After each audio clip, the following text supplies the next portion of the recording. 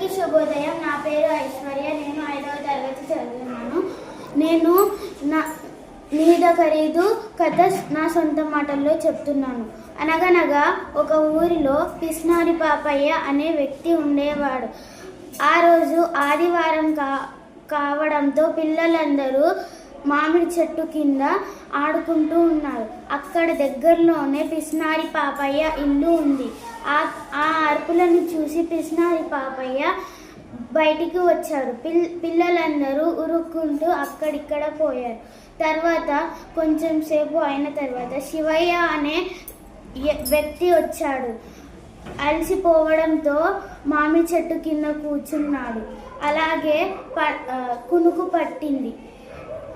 అది చూసిన పిస్నారి పాపయ్య, నువ్వెవరివి, నా చెట్టు నీడ కిందికి ఎందుకు వచ్చావు అని గట్టిగా అరిచాడు.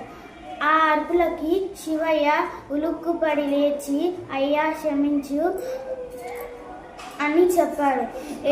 ఏమన్నావురా, ఇంకొకసారి చెప్పు అని గట్టిగా అరిచాడు.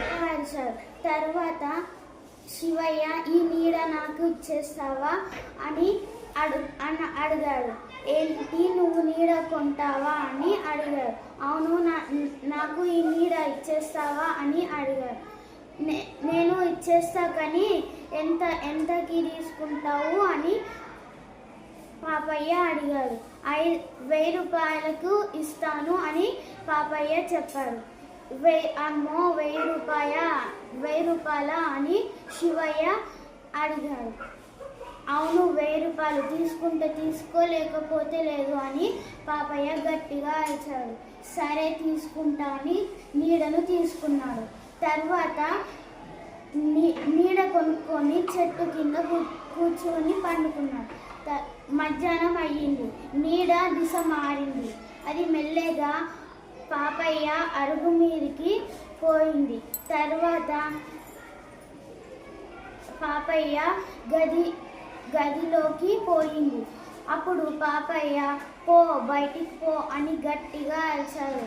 ఎందుకు పోవాలి, నా నీడ దగ్గర నేను కూర్చున్నాను అని అన్నాడు శివయ్య. అప్పుడు పాపయ్యకి చాలా కోపం వచ్చింది. తర్వాత మెల్లగా నీడ దిశ మారింది. పాపయ్య తోటలోకి పోయింది. శివయ్య ఆ తోట దగ్గరికి వెళ్ళి కూరగాయలు అన్నీ తెంపుతుంటే పాపయ్య లబోదిగో అని గట్టిగా మొత్తుకున్నాడు. ఆ తర్వాత రోజు ఇలానే గడుచుతూ పోయింది.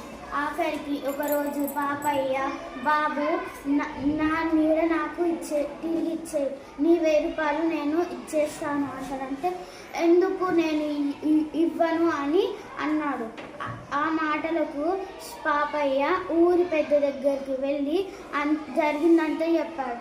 కానీ గ్రామస్తులు ఏం సాయం చేయలేరు, ఎందుకంటే పాపయ్య పిస్నారితనం కోసం. తర్వాత పాపయ్య చాలా బాధపడడంతో శివయ్య, నీకు బుద్ధి చెప్పడం కోసమే నేను ఇలా చేశాను, ఈ నీడ నీదే, ఈ చెట్టు కూడా నీదే, నీకు బుద్ధి చెప్పడం కోసం ఇలా చేశాను అని శివయ్య చెప్తాడు. అందరికీ ధన్యవాదాలు.